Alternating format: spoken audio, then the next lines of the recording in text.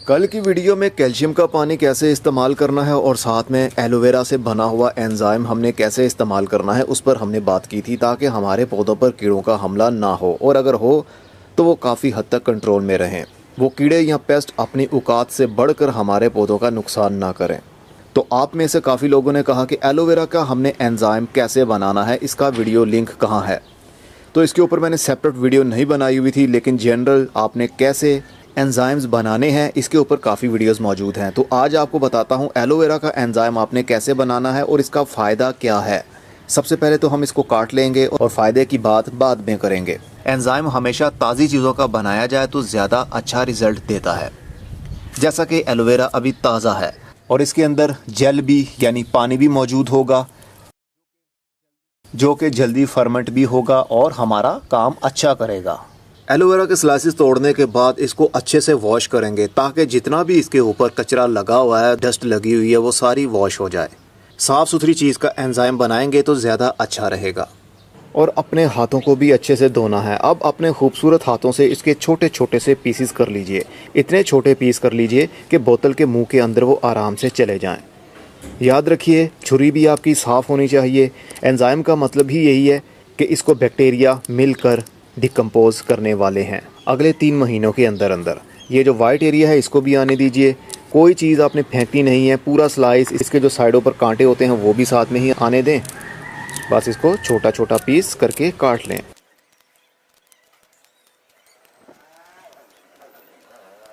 ये जितना भी इसके अंदर जेल है, इसके अंदर जितना भी चिपचिपापन है वो पानी में मिक्स हो जाएगा। उसका क्या फ़ायदा होगा वो भी बताता हूँ।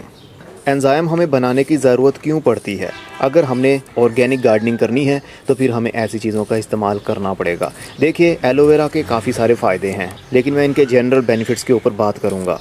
ये एंटी फंगल भी है, एंटी बैक्टीरियल भी है, और इसके अंदर एलिमेंट्स भी काफ़ी ज़्यादा पाए जाते हैं, हमारी हेल्थ के हिसाब से भी और पौधों की हेल्थ के हिसाब से भी। इसके अंदर जो चिपचिपापन है वो स्टिकर का काम भी करेगा। इसके अंदर जो गूदे का रस है उसकी वजह से कीड़े नहीं आएंगे। स्टिकर का काम क्या? अगर हम केमिकल पेस्टिसाइड का स्प्रे करते हैं ना, तो थोड़ा सा स्टिकर एक लिक्विड होता है, उसके 1-2 ड्रॉप्स डाल दें, उसको स्प्रेडर भी कहते हैं। तो फिर क्या होगा, पेस्टिसाइड को वो इतना पतला कर देगा कि पत्ते के ऊपर गिरने के बाद वो पूरा स्प्रेड हो जाएगा। पानी हर पत्ते के टिश्यू के अंदर वो चला जाएगा, और वहाँ पर जो लिक्विड होगा वो चिपक जाएगा पत्ते के ऊपर। इससे कीड़ों का हमला नहीं होगा, पत्ते की बाउंडिंग हो जाएगी।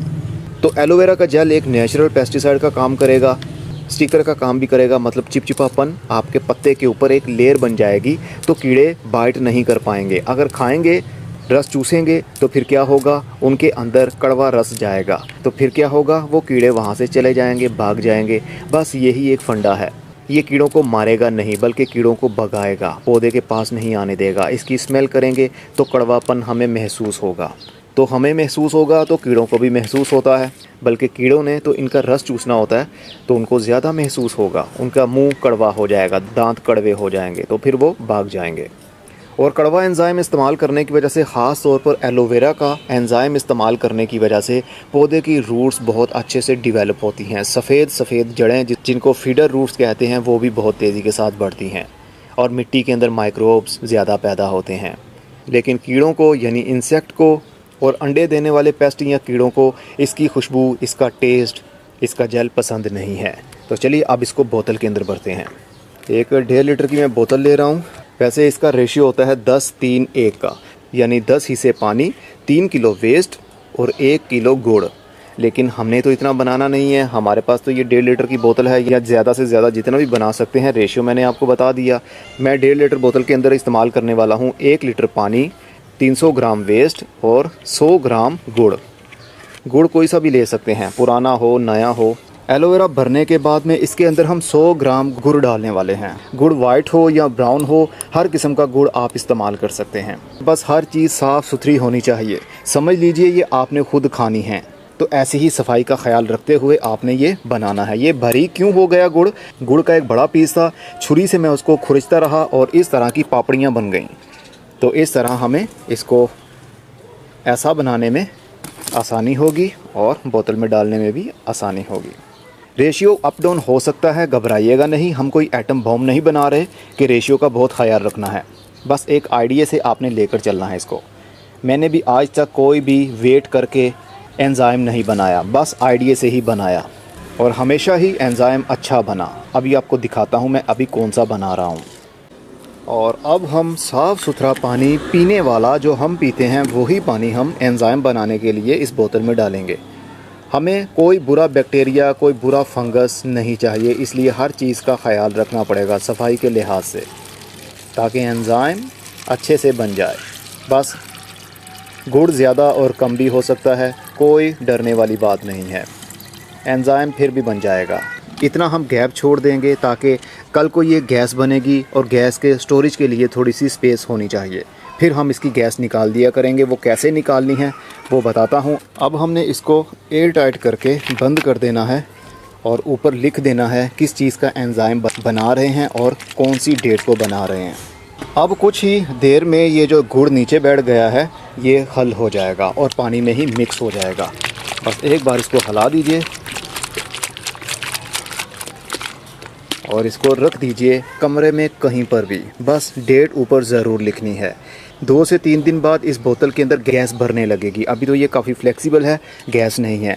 जब 3 से 4 दिन के बाद आप दबाएंगे तो ये दबेगी नहीं, इसका मतलब इसके अंदर गैस बनी होगी। और गैस को आपने हल्का सा ढक्कन लूज़ करके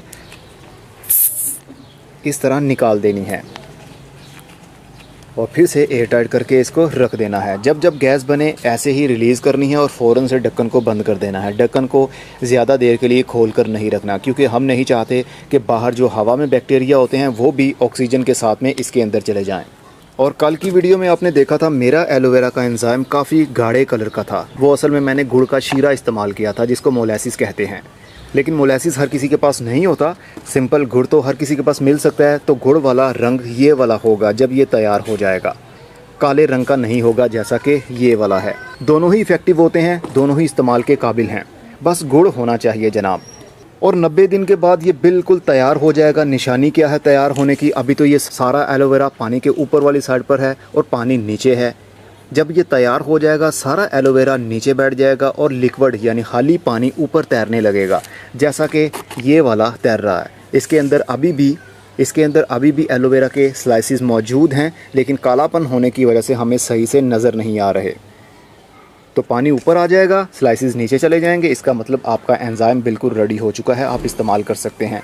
इस्तेमाल का तरीका तो कल मैंने आपको बता दिया है, लेकिन फिर भी इस वीडियो में क्योंकि सेपरेट वीडियो बन रही है बता देता हूँ। इसका स्प्रे भी आप कर सकते हैं पौधों पर और इस पानी का इस्तेमाल मिट्टी में भी डाला जा सकता है। स्प्रे के लिए 1 लीटर नलके का पानी लीजिए, उसमें सिर्फ 1 ml या ज़्यादा से ज़्यादा 2 ml ये वाला लिक्विड उस पानी में मिक्स कर दें और पत्तों के ऊपर, फूलों के ऊपर, सब्जियों के ऊपर, जहाँ पर भी आप करना चाहते हैं स्प्रे कर सकते हैं हर 3 से 4 दिन के बाद, ताकि कीड़े आपके पौधों से दूर रहें। और अगर मिट्टी में डालना हो तो 1 लीटर पानी के अंदर 5 से 6 ml या 10 ml भी आप डाल सकते हैं। हर गमले में 1-1 गिलास हर 7 दिन के बाद आप डालते रहें, तो इस तरह पौधों को खाद भी मिलती रहेगी। जो एलिमेंट्स इस एलोवेरा जेल के अंदर मौजूद होंगे वो सारे के सारे इस पानी में हल हो जाएंगे 90 दिनों के अंदर, यानी 3 महीने में। फिर जब हम इसको मिट्टी में डालेंगे तो पौधे की जड़ खाद को वहीं से लेना शुरू भी कर देगी। इस तरह आपके पौधों से कीड़े भी दूर रहेंगे और पेस्ट भी दूर रहेंगे। बस बहुत ज़्यादा इस्तेमाल नहीं करना, क्योंकि ये एंटी फंगल भी है, एंटी बैक्टीरियल भी है। हमने सारे बैक्टीरिया मार दिए, सारा फंगस मार दिया तो हमारी मिट्टी डेड सॉइल बन जाएगी। इसलिए थोड़ा थोड़ा मिनिमम क्वांटिटी में इस्तेमाल करते रहेंगे तो आपके पौधे की जड़ें भी नई आती रहेंगी और पौधे की जड़ें हेल्दी रहेंगी। उम्मीद है एंजाइम बनाने का तरीका आपको पता चल गया। और ये लेमन का बनाया है मैंने, लेमन के छिलके हैं ये, सिर्फ रस हमने निकाल लिया था, ये बिल्कुल कचरा था तो इसका एंजाइम हमने बनाने के लिए रख दिया। 17 तारीख को बनाने के लिए रखा था और आज 27 तारीख हो गई है। एंजाइम का स्प्रे आप घर में भी इस्तेमाल कर सकते हैं, एयर फ्रेशनर के तौर पर भी आप इसका इस्तेमाल कर सकते हैं। 1 लीटर पानी के अंदर 1 से 2 ml डालिए और स्प्रे करेंगे, जहाँ पर भी करेंगे वहाँ पर लीमू जैसी खुशबू आने लगेगी। घर में जो पोछा लगाते हैं ना फर्श के ऊपर, तो पोछे वाले पानी के अंदर भी थोड़ा सा ये एंजाइम डालकर पोछा लगाएंगे तो आपके फर्श के ऊपर जो स्मेल आती है वो भी नहीं आएगी और जरासीम भी ख़त्म हो जाएंगे। ये खट्टा एंजाइम मैंने पौधों पर स्प्रे करने के लिए ही बनाया है। खट्टा एंजाइम पौधे के ऊपर स्प्रे करने के लिए तब काम में लाया जाता है जब पौधे के ऊपर फूल लगने का टाइम हो और फूल लग रहे हों, या फिर फूल लगने के बाद जब फ्रूट सेट हो रहा हो तब इसका स्प्रे किया जाता है हर 7 दिन में एक बार। इससे फ्लावरिंग और फ्रूटिंग बूस्ट होती है। पौधा फूलों पर जल्दी आता है खट्टा एंजाइम इस्तेमाल करने की वजह से। और इसकी कोई एक्सपायरी डेट नहीं है, चाहे 10 साल बाद इस्तेमाल करें ये पड़ा रहेगा, बदबू भी नहीं आएगी, बल्कि जब भी आप इसको खोलेंगे ढक्कन को खुशबू ही आएगी। तो एंजाइम हर सब्ज़ी का, हर फल का, हर ताज़ी चीज़ का आप बना सकते हैं। फिर मिलेंगे, खुदा हाफिज़।